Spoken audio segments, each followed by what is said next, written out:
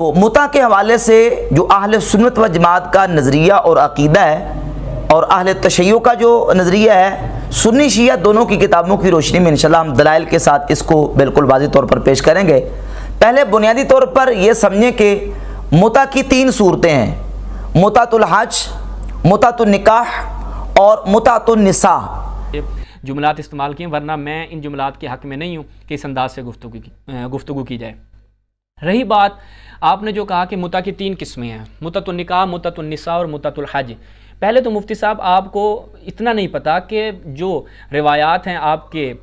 منابع حدیثیہ میں متعتان کی ہیں کہ دو قسم کے متعہ تھے، کہ متعتان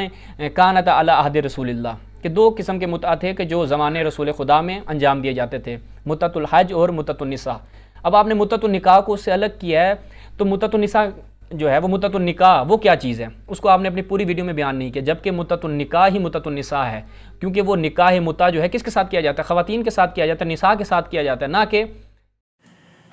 اعوذ باللہ من الشیطان الرجیم، بسم اللہ الرحمن الرحیم۔ دوستو میں عزیز بھائی اور ایک دفعہ پھر آپ کی خدمت میں حاضر ہوں۔ چند ایک روز قبل مفتی راشد محمود رضوی صاحب نے ایک کلپ اپلوڈ کیا متع کے حوالے سے، اور جب متع کے حوالے سے یہ کلپ منظر عام پہ آیا تو کسی شیعہ عالم کی ضرورت نہیں تھی کہ وہ کسی رد میں کوئی گفتگو کرتے یا کوئی علمی رد کرتے، تو ایک بچے کو بٹھا دیا جو کہ یعنی آئیں بائیں شائیں کر رہا ہے۔ تو آج میں صرف اور صرف آپ کو دکھانا چاہتا ہوں، اور پھر لوگ کیا کر رہے ہیں کہ بعض لوگ مجھے ان باکس میں آ کر، کیونکہ وہ کلپ میں نے بھی لگایا ہے، تو مجھے ان باکس میں آ کر کہہ رہے ہیں جی کہ یہ لنک آپ دیکھو، ابھی ہمارے بچے نے جواب دیا ہے، ہمارے بڑے باقی ہیں، تو اس کا ہی جواب نہیں ہے۔ تو یہ سراسر غلط فہمی ہے، بلکہ وہ کلپ جو مفتی راشد صاحب نے اپلوڈ کیا وہ پورا سنا جائے تو جو باتیں انہوں نے کی ہیں انہی کا جواب دیا ہے مفتی راشد صاحب نے۔ تو انشاءاللہ چند ایک مرضات اس متعلق میں عرض کرنے والا ہوں آپ کے سامنے۔ سب سے پہلے میں آپ کے سامنے عرض کروں کہ یہ جو مفتی راشد صاحب کو جواب دے رہے ہیں بھائی، انہوں نے پہلی تو یہ بات کہی کہ یہ مفتی راشد صاحب نے کہا ہے، یہ جو عورت کو دیا جاتا ہے اجور ہن کا جو ترجمہ مفتی راشد صاحب نے کیا ہے، وہ کیا کیا ہے؟ وہ کرایہ کیا ہے، یعنی عورتوں کو کرایہ دو اور کرایہ پہ عورتیں لے آؤ، اس کو متع کہتے ہیں۔ مفتی راشد صاحب نے متع کی تعریف بھی شروع میں کی ہے، اور پھر یہ بتایا ہے کہ متع کرنے کے طریقہ کار کیا ہے شیعہ کی کتب سے، شیعہ کے ہاں جو رائج متع ہے وہ کس طرح کا ہے۔ اور پھر اس بچے نے تو خود بھی بتا دیا اپنے کلپ کے اندر کہ یہ متع ہم کیوں کرتے ہیں؟ جب ہم امام حسن علیہ السلام کے پاس یا زیارت کے لیے جاتے ہیں تو جو دو فیملی آپس میں جاتی ہیں تو ان میں جو جوان مرد اور عورت ہوتے ہیں ان کا اختلاط ہوتا ہے، تو ان کو ہم آپس میں یہ کروا دیتے ہوتے ہیں، جب تک وہ سفر میں رہیں گے ان کے لیے سب کچھ جائز ہوگا۔ پھر زنا کی کیا ویلیو رہی بھائی؟ زنا کسے کہتے ہیں؟ جو متع زیر بحث ہے اور اختلافی ہے وہ ہے متعۃ النساء، یعنی عورتوں کے ساتھ متع کرنا۔ اور متعۃ النساء یہ ہے کہ کچھ اجرت، پیسے اور رقم مقرر کر کے اور وقت مقرر کر کے کسی عورت کو کرائے پر لے کر کچھ وقت کے لیے اس سے نفع حاصل کرنا، اس سے فائدہ لینا، یہ متعۃ النساء ہے۔ مقررہ اجرت کے بدلے میں مقررہ وقت تک، یعنی 1 گھنٹہ 2 گھنٹے، 1 دن 2 دن کے لیے کسی عورت کو کرائے پر لے لیا اور اس کو اس کی اجرت اور پیسے دے دیے اور اس کو استعمال کر لیا، اس سے فائدہ حاصل کر لیا، یہ متعۃ النساء ہے۔ ہمارے اہل سنت و جماعت کے ہاں یہ اجماعی اور اتفاقی طور پر اس پر اجماع ہو چکا ہے کہ یہ حرام ہے۔ سورہ نساء کی آیت نمبر 3 میں اللہ رب العزت نے فرمایا فَانْكِحُوا مَا طَابَ لَكُم مِّنَ النِّسَاءِ مَثْنَىٰ وَثُلَاثَ وَرُبَاعَ، پس نکاح کرو جو عورتیں تمہیں پسند آ جائیں، 2 3 اور 4 اب قرآن نے ایک حد بندی بیان کر دی کہ تم نکاح کر سکتے ہو 2 عورتوں کے ساتھ، 3 کے ساتھ، 4 کے ساتھ۔ اگر متعۃ النساء نکاح ہوتا تو متعۃ النساء کے بارے میں تو شیعہ کی کتابیں بری پڑی ہیں کہ 1000 عورتوں کے ساتھ بھی کیا جا سکتا ہے۔ اگر متعۃ النساء نکاح ہوتا تو پھر اس کی حد اور لمٹ ہوتی، جبکہ نکاح کی حد اور لمٹ اللہ نے بیان کر دی ہے کہ 4 عورتوں سے زیادہ نکاح عورتوں کے ساتھ نہیں کر سکتا۔ اب سوال یہ پیدا ہوتا ہے کہ متع کتنی عورتوں کے ساتھ کر سکتا ہے؟ تو شیعہ کی کتابیں بری پڑی ہیں، آپ تہذیب الاحکام، الاستبصار، ملا یحضر الفقیہ اٹھا کر دیکھ لیں، 1000 عورتوں کے ساتھ بھی کر سکتا ہے۔ ایک وقت میں 1000 تو عورتوں کے ساتھ متع کیا جا سکتا ہے۔ تو معلوم ہوا کہ متعۃ النساء یہ نکاح نہیں ہے، یہ نکاح کی کیٹیگری میں نہیں آتا، یہ الگ سے ایک طریقہ ہے جو کہ جس کا نکاح کے ساتھ تعلق نہیں ہے۔ کیوں؟ اس لیے کہ نکاح ہوتا ہے آگے نسل کو بڑھانے کے لیے، اور متع ہے اپنی خواہشات کو پورا کرنے کے لیے۔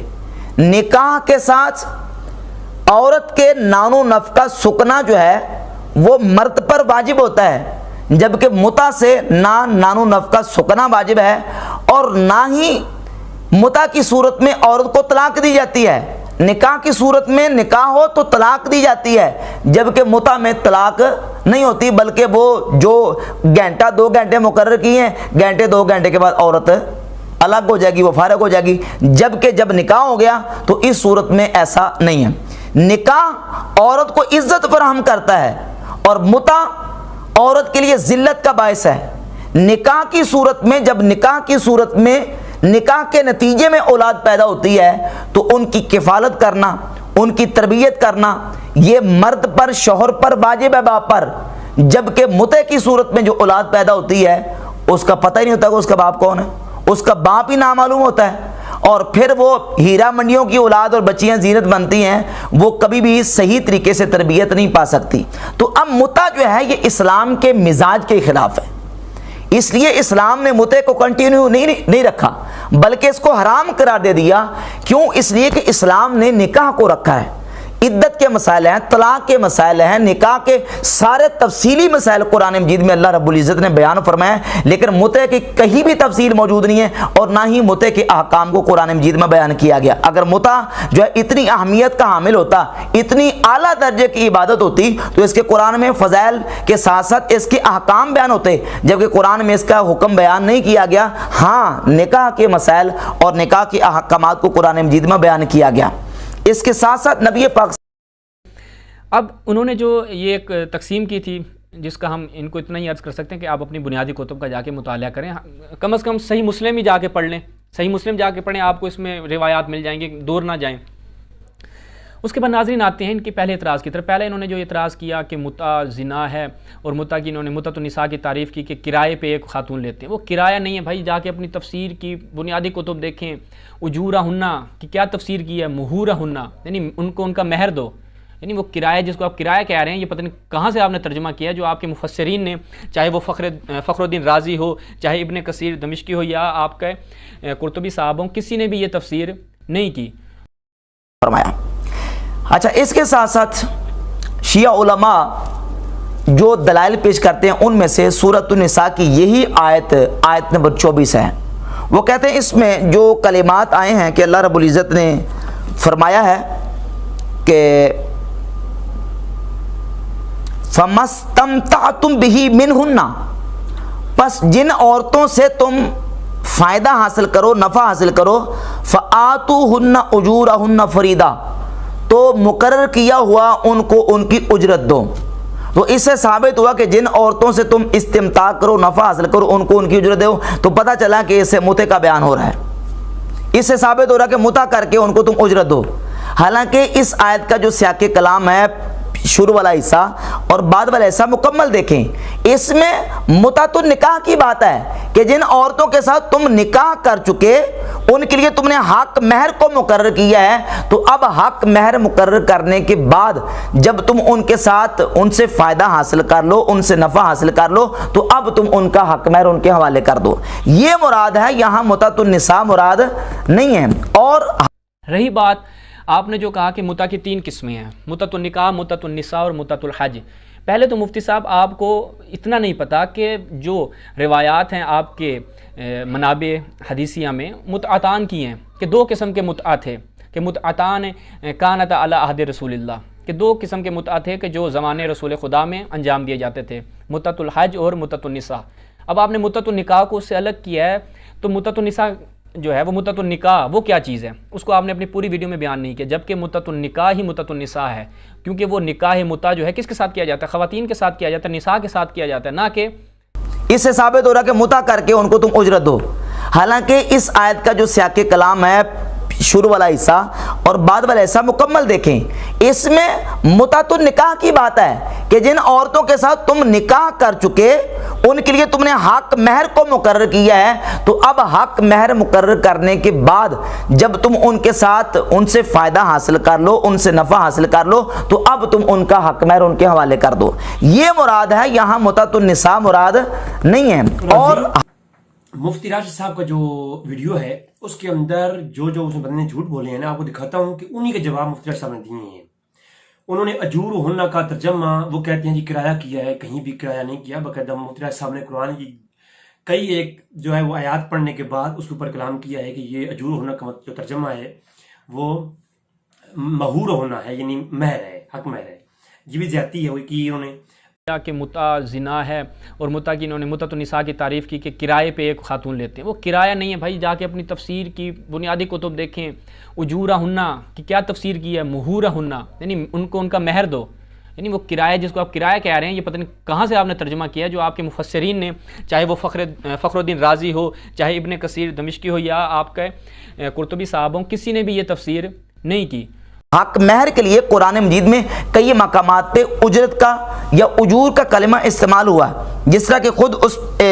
قرآن مجید کے متعدد آیات میں سے سورہ احزاب کی آیت نمبر 50 ہے، اللہ رب العزت فرماتا ہے انا احللناک ازواجک اللاتی آتیت اجورہن، اے نبی وہ عورتیں جن کو آپ نے حق مہر مقرر کیا ہے تو ہم نے وہ عورتیں آپ کے لیے حلال کر دیں، آتیت اجورہن جن کو آپ نے ان کا حق مہر دے دیا ہے، ہم نے آپ کے لیے وہ حلال کر دی۔ یہاں اجورہن مہر کے معنی میں حق مہر کے کہ جن کو آپ نے حق مہر دے دیا ہے، ہم نے وہ عورتیں آپ کے لیے حلال قرار دے دی۔ اسی طرح سورہ نساء کی آیت نمبر 25 میں فَانْكِحُوهُنَّ بِإِذْنِ أَهْلِهِنَّ کہ ان عورتوں کے نکاح ان کے اہل کے اذن سے کر دو، وَآتُوهُنَّ أُجُورَهُنَّ اور ان کے حق مہر ان کو دے دو، یہاں بھی اجورہن حق مہر کے معنی میں استعمال ہوا کہ ان کو ان کے حق مہر دے دو۔ اور سورۃ الممتحنہ کی آیت نمبر 10 میں اللہ تعالیٰ فرماتا ہے وَلَا جُنَاحَ عَلَيْكُمْ أَن تَنْكِحُوهُنَّ إِذَا آتَيْتُمُوهُنَّ أُجُورَهُنَّ، کوئی گناہ نہیں ہے تم پر یہ کہ تم ان عورتوں کے ساتھ نکاح کرو اذا آتیتموہن اجورہن جب کہ تم نے ان کو ان کا حق مہر دے دیا، یہاں بھی اجورہن حق مہر کے معنی میں استعمال ہوا، تو معلوم ہوا کہ اجر اور اجور یہ قرآن مجید میں حق مہر کے معنی میں استعمال ہوا۔ آتے ہیں ان کے پہلے اعتراض کی طرف، پہلے انہوں نے جو اعتراض کیا کہ متع زنا ہے، اور متع کی انہوں نے متعۃ النساء کی تعریف کی کہ کرائے پہ ایک خاتون لیتے ہیں، وہ کرایہ نہیں ہے بھائی، جا کے اپنی تفسیر کی بنیادی کتب دیکھیں، اجورہ ہنہ کی کیا تفسیر کی ہے، مہورہ ہنہ یعنی ان کو ان کا مہر دو، یعنی وہ کرایہ جس کو آپ کرایہ کہہ رہے ہیں، یہ پتہ نہیں کہاں سے آپ نے ترجمہ کیا ہے، جو آپ کے مفسرین نے، چاہے وہ فخر الدین رازی ہو، چاہے ابن کثیر دمشقی ہو، یا آپ کے قرطبی صاحب ہوں، کسی نے بھی یہ تفسیر نہیں کی۔ لہذا سورۃ النساء کی آیت نمبر 24 میں جو اجور کا کلمہ استعمال ہوا ہے وہ جو ہے وہ کرایہ کے معنی میں استعمال نہیں ہے، بلکہ وہ حق مہر کے معنی میں استعمال ہے، اور آیت کا سیاق کلام بھی بالکل واضح کرتا کہ اس سے مراد وہ استمتاع ہے جو نکاح کرنے کے بعد تم نے عورتوں کے ساتھ فائدہ اس سے حاصل کیا ہے۔ اب یہ کہتے ہیں کہ حضرت عمر نے اس کو حرام کیا ہے اور غلط بیانی کی ہے۔ سیکنڈ بار انہوں نے کہا جی کہ مفتی راشد صاحب نے کہا ہے کہ جی اشارہ کیا ہے عبداللہ ابن عباس کے متعلق، تو اشارہ نہیں کیا، انہوں نے دلائل دی ہیں کتب حدیث سے کہ عبداللہ ابن عباس نے متع سے رجوع کیا تھا۔ پھر انہوں نے جو کئی ایک سوالات کا جوابات انہوں نے دیے ہیں، چلتے ہیں آگے اور دیکھتے ہیں کہ مفتی راشد صاحب نے جو ہے ان کی گفتگو کیا تھی اور مفتی راشد صاحب نے کیا گفتگو کی ہے، آپ کے سامنے ہوگی، آپ خود دیکھ لیجیے گا۔ تو اس سے یہ بات بالکل واضح ہوتی ہے کہ حضرت عمر پر یہ جو بات کی جاتی ہے کہ انہوں نے حرام کیا ہے، ہاں انہوں نے اس حکم کو نافذ اپنے دور خلافت میں ضرور کیا ہے، اس متعۃ النساء کو حرام اللہ کے رسول صلی اللہ علیہ وآلہ وسلم کی ذات اقدس نے خود کیا ہے۔ اسی طرح اہل تشیع کے جو علماء ہیں وہ ایک سہارا حضرت عبداللہ ابن عباس رضی اللہ تعالیٰ عنہ کے ذات اقدس کے حوالے سے بھی لیتے ہیں کہ حضرت عبداللہ بن عباس جو ہیں وہ متعۃ النساء کو جائز قرار دیتے تھے، جبکہ صحیح بخاری کا جو حوالہ میں نے پیش کیا ہے، صحیح بخاری میں 5116 نمبر حدیث موجود ہے کہ حضرت عبداللہ ابن عباس رضی اللہ تعالیٰ عنہ جو جس وقت تک ایک جواز اور رخصت کے قائل تھے وہ اضطراری حالت میں رخصت کے قائل تھے، اور وہ بھی اس سے انہوں نے رجوع کری، میں اس کا حوالہ پیش کرتا ہوں۔ اب یہ صحیح بخاری میں 5116 نمبر جو روایت ہے اس میں لفظ موجود ہیں کہ آپ کے غلام نے، عبداللہ ابن عباس کے غلام نے آپ سے پوچھا کہ انما ذالک فی الحال شدید، کیا یہ جو متعۃ النساء کی رخصت ہے یہ شدید حالت میں ہے؟ تو قال نعم، انہوں نے کہا ہاں یہ شدید رخصت کی حالت میں۔ اور اس سے بھی سیدنا عبداللہ ابن عباس رضی اللہ تعالی عنہ نے رجوع کر لیا۔ یہ کتاب ہے مسند ابی عوانہ، مسند ابی عوانہ، امام ابو عوانہ المتوفیٰ 316 ہجری، اپنی اس کتاب میں روایت نمبر 3284 لے کے حضرت عمر بن عبدالعزیز رحمہ اللہ فرماتے ہیں ما مات ابن عباس حتی رجع عن هذه الفتیا، عبداللہ ابن عباس رضی اللہ تعالیٰ عنہ فوت نہیں ہوئے حتیٰ کہ انہوں نے اس فتوے سے رجوع کر لیا تھا۔ جب تک ان تک روایات نہ پہنچی، ان تک رسول اللہ صلی اللہ علیہ وآلہ وسلم کی احادیث نہ پہنچی، جب حضور کی حدیثیں پہنچ گئی، مولا علی نے ان پر تنقید کی، صحیح بخاری میں موجود ہے۔ حضرت سیدنا عبداللہ بن زبیر نے تنقید کی، صحیح مسلم میں موجود ہے۔ اور صبرہ بن معبد الجوہنی صحابی نے ان پر تنقید کی، صحیح مسلم میں موجود ہے۔ اس کے بعد حضرت عبداللہ ابن عباس نے خاموشی اختیار کی، اور سیدنا عمر بن عبدالعزیز خود فرماتے ہیں کہ حضرت عبداللہ ابن عباس نے اس سے رجوع کر لیا۔ اور اسی بات کو امام ترمذی رحمۃ اللہ علیہ نے جامع ترمذی کی روایت نمبر 1121 کے تحت لکھا ہے انما روی عن ابن عباس شیء من الرخصۃ فی المتعۃ، عبداللہ ابن عباس سے متع کی رخصت کے بارے میں روایت کی گئی ہے۔ ثم راجع عن قولہ حیث اخبر عن النبی صلی اللہ علیہ وسلم، جب ان کو نبی پاک علیہ الصلوۃ والسلام کا فرمان روایت کیا گیا، ان کے سامنے بیان کیا گیا، تو عبداللہ ابن عباس نے اس سے رجوع کر لیا۔ تو سیدنا عبداللہ ابن عباس رضی اللہ تعالیٰ عنہ کا رجوع بھی اس سے ثابت ہے، اور اس بات پر تمام صحابہ کا اور ائمہ مجتہدین کا اجماع اور اتفاق ہو گیا کہ متعۃ النساء جائز نہیں ہے، بلکہ یہ کیا ہے، حرام ہے، اور اہل سنت کا اس بات پر اجماع اور اتفاق ہے۔ شیعہ عالم نے ایک اور الزام اور بہتان اور جھوٹ سیدنا عبداللہ ابن زبیر اور حضرت اسماء بنت ابی بکر صدیق رضی اللہ تعالی عنہ پر لگایا، اور کہا کہ عبداللہ بن زبیر جو ہیں، جو کہ حضرت اسماء بنت ابی بکر صدیق کے بیٹے ہیں، یہ متع کے نتیجے میں ان کی ولادت ہوئی ہے، نعوذ باللہ تعالی۔ اور اس پر جو حوالہ شیعہ علماء کی طرف سے پیش کیا جاتا ہے وہ بالکل جھوٹا، من گڑت اور بالکل کذب بیانی پر مشتمل ہے۔ کوئی ایک صحیح روایت بھی اس طرح کی اہل سنت کی کتاب سے ثابت نہیں ہے۔ یہ صرف صحابہ کرام کے خلاف ایک پراپوگنڈا منفی کرنے کے لیے انہوں نے جھوٹی روایتیں گڑھ کے صحابہ کرام رضی اللہ تعالیٰ عنہ کے ساتھ اس کو منسوب کرنے کی کوشش کی ہے۔ مثلا جو حوالہ پیش کیا جاتا ہے اس سلسلے میں وہ ہے راغب اصفہانی کی کتاب محاضرات الادباء یا محاضرات البلغاء، یہ دو نام ہیں اس کتاب کے۔ اس کتاب سے یا اس کے علاوہ عقد الفرید نامی کتاب سے حوالہ شیعہ علماء پیش کر کے یہ ثابت کرتے ہیں کہ حضرت عبداللہ بن زبیر جو ہیں وہ ان کی والدہ حضرت اسماء نے زبیر بن عوام کے ساتھ متعۃ النساء کیا تھا، اور اس کے نتیجے میں عبداللہ بن زبیر پیدا ہوئے۔ بالکل یہ جھوٹا اور من گڑت اور شیعہ کا گڑھا ہوا واقعہ ہے، اس کا حقیقت کے ساتھ کوئی تعلق نہیں ہے۔ جن کتابوں کے حوالے دیے جاتے ہیں ان میں سے ایک کتاب جو محاضرات البلغاء ہے، اس کا تذکرہ اور تعارف آقا بزرگ تہرانی نے اپنی کتاب الذریعہ الی تصانیف شیعہ کی جلد نمبر 20 میں صفحہ نمبر 128 پر رقم نمبر 2237 کے تحت لکھا ہے المحاضرات او محاضرات الادباء او محاضرات البلغاء۔ یہ کتاب ہے راغب اصفہانی کی۔ راغب اصفہانی کون ہے؟ معتزلین او شیعین،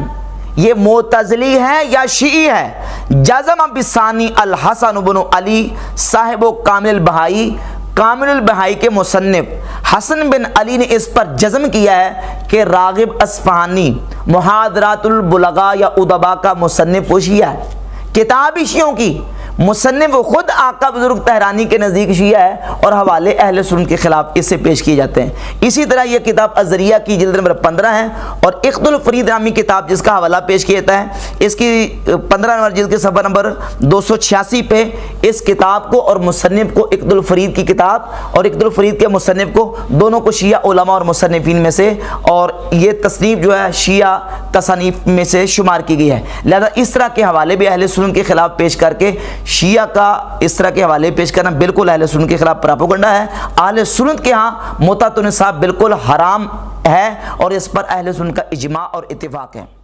تو کس طرح کے معاملات میں پھنسا ہوتا ہوں، تو انشاءاللہ تبارک و تعالیٰ میں اس پہ مفصل کلام کروں گا کہ شیعہ کے ہاں یہ جو رائج مدعا ہے اس میں کس طرح کی، وہ کہہ رہے تھے جی اس میں ولی کا ہونا رضا ہونا ضروری ہے، ولی کی، تو ولی کی جو ہے وہ اجازت ہونا ضروری ہے، گواہوں کا ہونا ضروری ہے، یہ سب جھوٹ ہے، یہ سب جھوٹ ہے۔ شیعہ کتب میں کہیں بھی مدعا کے تحت یہ نہیں لکھا ہوا کہ ولی کی اجازت ہوگی تبھی مدعا ہوگا، اور شیعہ کتب میں تو یہ بھی لکھا ہوا ہے لڑکی لڑکا دونوں راضی ہوں جب وہ آپس میں کچھ بھی کریں گے تو وہ جائز ہے، کیونکہ نکاح تو رضا کا نام ہے۔ مختلف تعویلیں گھڑتے ہیں اور ان کے ابھی تک فیصلہ نہیں ہو پایا کہ یہ حرام کب ہوا۔ خیبر میں حرام ہوا، غزوہ تبوک میں حرام ہوا، غزوہ اوتاس میں حرام ہوا، فتح مکہ کے دوران حرام ہوا، یعنی کب حرام ہوا ہے؟ 7-8 قول ان کے اس میں ملتے ہیں، کسی ایک پہ ان کا اتفاق نہیں ہوتا۔ کچھ علماء یہ کہہ دیتے ہیں، کچھ علماء یہ کہہ دیتے ہیں،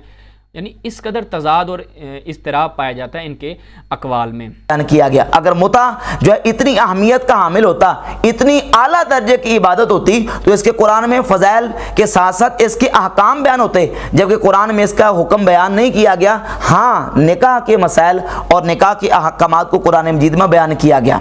اس کے ساتھ ساتھ نبی پاک صلی اللہ علیہ وآلہ وسلم کی واضح احادیث طیبات موجود ہیں کہ نبی کریم علیہ الصلوۃ والسلام نے متعۃ النساء کو حرام قرار دیا۔ یہ صحیح بخاری ہے، صحیح بخاری میں 5115 نمبر حدیث ہے۔ سیدنا مولا علی مرتضی شیر خدا کرم اللہ تعالی وجہ الکریم نے حضرت عبداللہ ابن عباس رضی اللہ تعالی عنہ کے سامنے یہ حدیث رسول بیان کی کہ ان نبی صلی اللہ علیہ وآلہ وسلم نہا عن المتعۃ وعن لحوم الحمر الاہلیۃ زمن خیبر۔ نبی پاک صلی اللہ علیہ وآلہ وسلم نے متعۃ النساء اور پالتو گدوں کے گوشت کو حرام کیا ہے، کس وقت؟ زمان خیبر، یعنی خیبر کے زمانے میں۔ اور یہ روایت صحیح بخاری میں بھی موجود ہے، صحیح مسلم میں اس کے متعدد طرق موجود ہیں کہ سیدنا مولا علی مرتضی شیر خدا رضی اللہ تعالیٰ عنہ فرماتے ہیں کہ نبی پاک صلی اللہ علیہ وآلہ وسلم نے متعۃ النساء کو حرام قرار دے دیا۔ اور اسی طرح ابن ابی عمرہ رضی اللہ تعالیٰ عنہ الانصاری صحابی فرماتے ہیں، صحیح مسلم کی 3429 نمبر حدیث ہے، انہا کانت رخصتاً فی اول الاسلام، فرماتے ہیں کہ اول اسلام میں متعۃ النساء کی رخصت دی گئی، کس کے لیے؟ لمن اضطر الیہا، جو بندہ اضطرار کی حالت میں آ گیا، کالمیتۃ والدم ولحم الخنزیر، جس طرح کہ مردار ہے، خون ہے اور خنزیر کا گوشت ہے۔ ثم احکم اللہ الدین ونہا عنہا، پھر اللہ نے اپنے دین کو محکم اور مضبوط کر دیا اور متعۃ النساء سے منع فرما دیا۔ سیدنا ابن ابی عمرہ رضی اللہ تعالیٰ عنہ، حضرت مولا علی رضی اللہ تعالیٰ عنہ اور حضرت سیدنا صبرہ بن معبد الجوہنی رضی اللہ تعالیٰ عنہ سے صحیح مسلم میں 3427 نمبر حدیث ہے، وہ فرماتے ہیں ان رسول اللہ صلی اللہ علیہ وآلہ وسلم نہا عن یوم الفتح عن متعۃ النساء، نبی کریم علیہ الصلوۃ والسلام نے یوم الفتح کو متعۃ النساء سے منع کر دیا، حضور علیہ الصلوۃ والسلام نے روک دیا۔ اب یہ واضح احادیث بتاتی ہیں کہ خود نبی پاک صلی اللہ علیہ وآلہ وسلم نے اس کو حرام کر دیا، بلکہ جو صحیح مسلم میں 3422 نمبر حدیث ہے اس میں لفظ یہ موجود ہیں کہ قد حرم ذالک الی یوم القیامہ، نبی کریم علیہ الصلوۃ والسلام نے قیامت تک متعۃ النساء کو حرام قرار دے دیا۔ صحابہ کرام تو واضح رسول اللہ صلی اللہ علیہ وسلم سے مرفوعاً بیان کر رہے ہیں کہ حضور نے بیان کیا اور حضور نے اس کو قیامت تک حرام کر دیا۔ اب شیعہ علماء چالگی چلتے ہیں، کہتے ہیں یہ حضرت عمر نے حرام کیا ہے، حضور نے حرام نہیں کیا، حضرت عمر نے حرام کیا ہے، جبکہ واضح حدیث موجود ہے کہ خود نبی پاک صلی اللہ علیہ وآلہ وسلم نے اس متعۃ النساء کو حرام قرار دے دیا۔ اب سوال یہ پیدا ہوتا ہے کہ چلیں اہل سنت کی کتابوں میں تو یہ روایت موجود ہیں، تم کہو کہ یہ روایتیں صحیح نہیں ہیں، تمہاری اپنی کتابوں میں یہ روایت موجود ہیں، خود مولا علی مرتضی شیر خدا رضی اللہ تعالی عنہ سے یہ کتاب ہے اہل تشیع کی الاستبصار، اس کی جلد نمبر 3 کتاب النکاح روایت نمبر 3593 میں موجود ہے۔ یہی روایت جو صحیح بخاری مسلم میں موجود ہے مولا علی مرتضی شیر خدا رضی اللہ تعالیٰ سے، یہی حدیث مرفوعاً الاستبصار میں اور دوسری کتاب تہذیب الاحکام میں بھی یہ روایت موجود ہے۔ اس کا حوالہ سن لیں، تہذیب الاحکام کی جلد نمبر 7 کتاب النکاح اور روایت کا نمبر ہے 9293۔ عن علی قال، مولا علی فرماتے ہیں حرم رسول اللہ صلی اللہ علیہ وسلم یوم خیبر لحوم الحمر الاہلیت و نکاح المتعت، نبی پاک علیہ الصلوۃ والسلام نے یوم خیبر کو گدوں کے گوشت سے اور متعت النکاح سے حضور نے منع کر دیا، اس کو حضور نے حرام قرار دی۔ یہ مولا علی رضی اللہ تعالی سے روایت شیعہ کی کتاب میں موجود ہے، تو ہماری اہل سنت کی کتابوں میں بھی موجود ہے، اہل تشیع کی کتابوں میں بھی موجود ہے کہ یہ متعت النساء کو خود نبی پاک علیہ الصلوۃ والسلام نے حرام قرار دیا۔ اب چونکہ شیعہ کی کتابوں میں یہ روایت آ گئی الاستبصار میں، تہذیب الاحکام میں، تو اس کے نیچے تہذیب الاحکام کے ابو جعفر محمد بن حسن توسی کیا لکھتا ہے، کہتا فإن هذه الروایات واردت مورد التقیۃ، اصل میں یہ جو مولا علی نے حدیث بیان کی ہے نا، یہ روایت تقیہ کی جگہ پہ وارد ہوئی ہے، یعنی حضرت علی نے یہ حدیث رسول اللہ صلی اللہ علیہ وآلہ وسلم سے تقیتاً کہہ دی ہے، حضور کی طرف یہ جو نسبت کی ہے تقیتاً کی گئی ہے، اصل میں حقیقت میں حضور نے اس کو حرام نہیں کرا دیا۔ مولا علی خود فرما رہے ہیں کہ رسول اللہ صلی اللہ علیہ وآلہ وسلم نے اس کو حرام کرا دیا، اور جہاں کے شیعہ علماء پھنس جاتے ہیں تو پھر کہتے ہیں یہ تقیہ تھا۔ تو جن لوگوں کا سارا دین تقیے پر اور متے پر مبنی ہو، ان کے ساتھ اور کیا کوئی بات کی جا سکتی ہے؟ وہ کہتے ہیں نا، کسی نے کہا نا کہ جھوٹ کی ہم نے شکایت کی ہمیں جواب ملا، تقیہ ہم نے کیا تھا ہمیں ثواب ملا۔ تو جن کے ہاں تقیہ کرنا عبادت اور ثواب کا کام ہو، متا کرنا عبادت اور ثواب کا کام ہو، ان کے ساتھ کوئی اور دوسری بات کیا کی جا سکتی ہے؟ تو یہ اہل تشیع کی کتابوں میں بھی باقاعدہ واضح طور پر روایات موجود ہیں کہ خود نبی پاک صلی اللہ علیہ وآلہ وسلم کی ذات اقدس نے اس کو حرام قرار دیا۔ رہ گئی جہاں تک بات حضرت عمر فاروق رضی اللہ تعالیٰ عنہ کی، تو سنن ابن ماجہ میں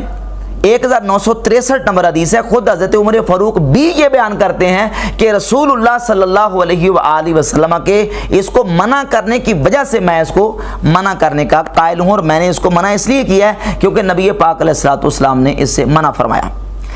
اچھا، اس کے ساتھ ساتھ شیعہ علماء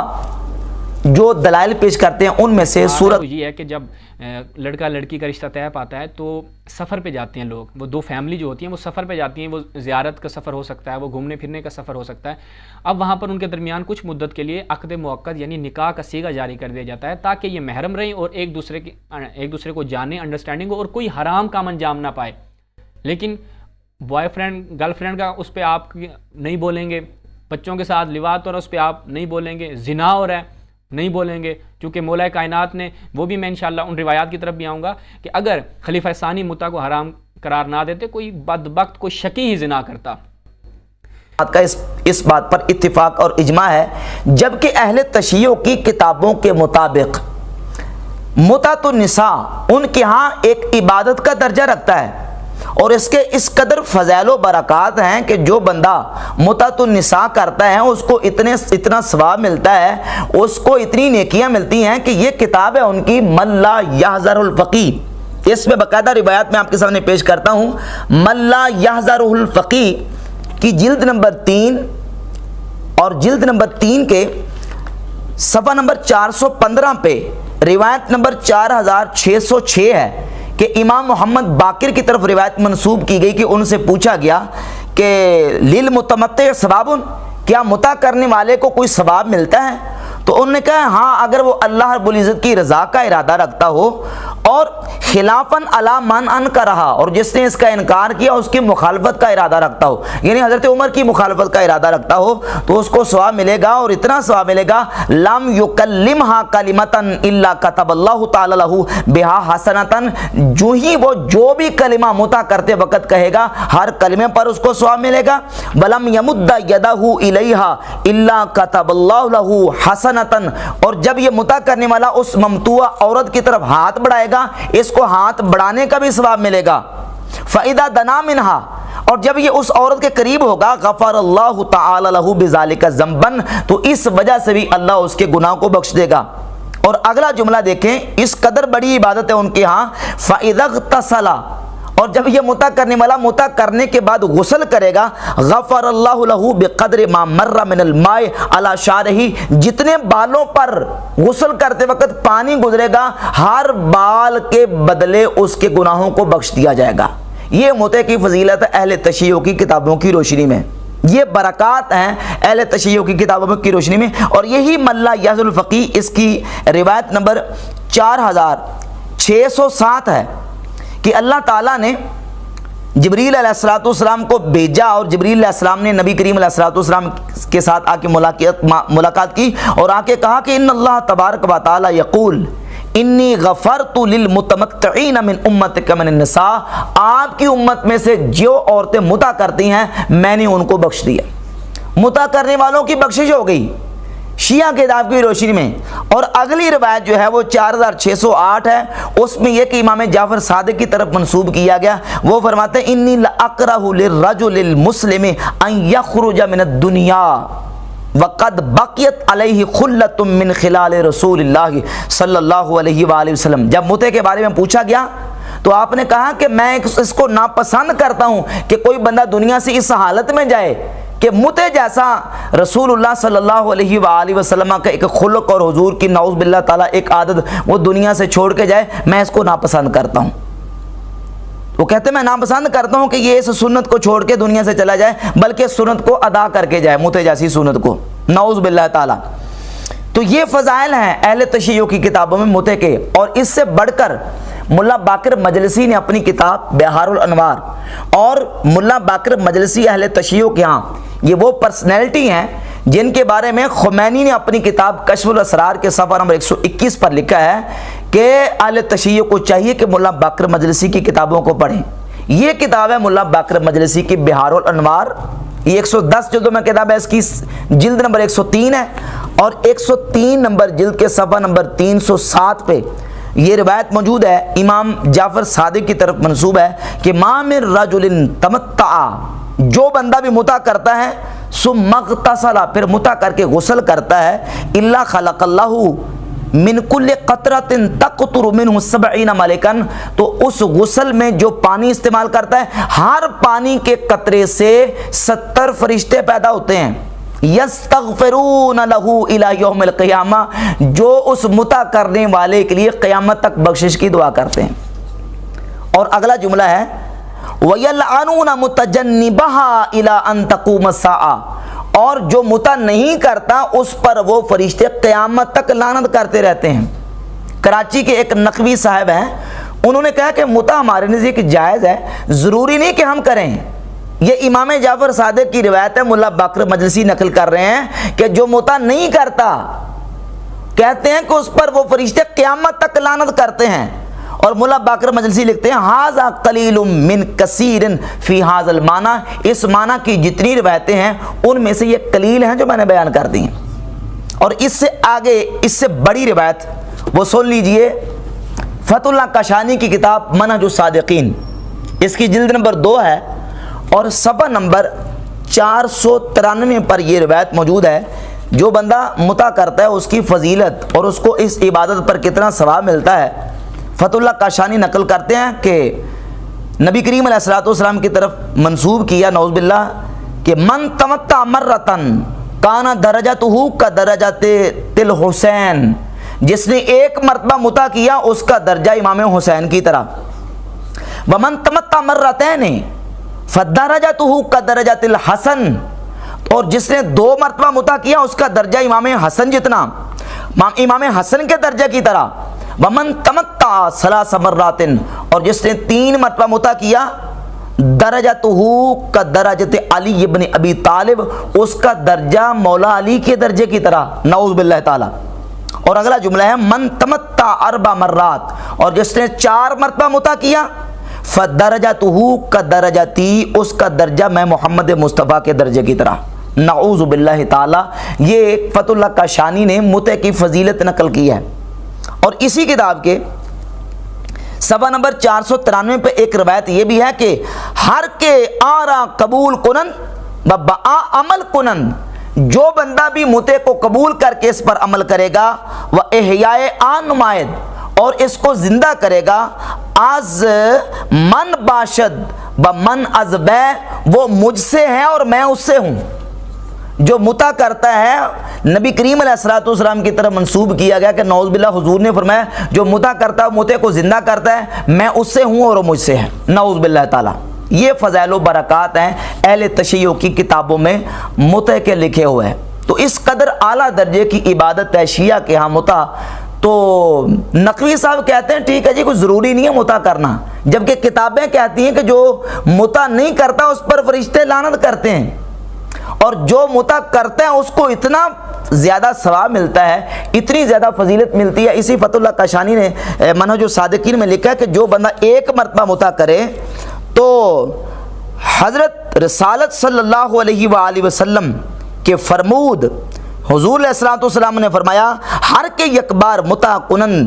ثلث او آزاد شود، جو ایک مرتبہ متع کرتا ہے اس کا تیسرا حصہ جہنم سے آزاد ہو جاتا ہے،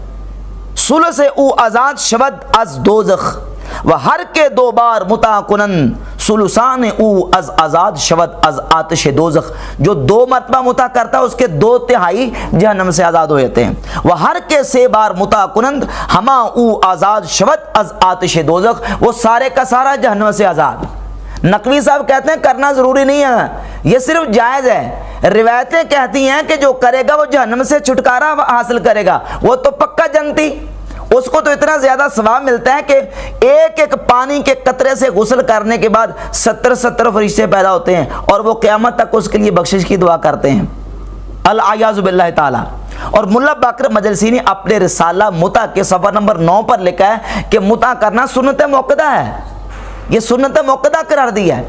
اور متع کرنے والے کی بخشش، متع کرنے والا جہنم سے آزاد، متع کرنے والے کے اس قدر فضائل و برکات اور اس قدر اس کے لیے بخشش کے پروانے اور جنتی ہونے کا سرٹیفکیٹ دیا جا رہا ہے کتب شیعہ کی روشنی میں، اور نقوی صاحب کہتے ہیں کرنا ضروری نہیں ہے۔ تو یہ ہے شیعہ کے ہاں جو ہے وہ ان کی کتابوں کی روشنی میں متع کی عبادت کے فضائل اور برکات، جبکہ اہل سنت و جماعت کے ہاں اجماعی طور پر قطعی طور پر متعۃ النساء حرام ہو چکا ہے، اور یہ ہرگز جائز نہیں ہے۔ قرآن مجید فرقان حمید کی سورۃ المؤمنون کی آیت نمبر 6 اور 7 میں اللہ رب العزت نے ارشاد فرمایا والذین هم لفروجہم حافظون، اور وہ جو اپنی شرمگاہوں کی حفاظت کرنے والے ہیں، الا علی ازواجہم او ما ملکت ایمانہم، مگر اپنی بیویوں پر یا اپنی لونڈیوں پر، یعنی اپنی شرمگاہوں کی حفاظت کرنے والے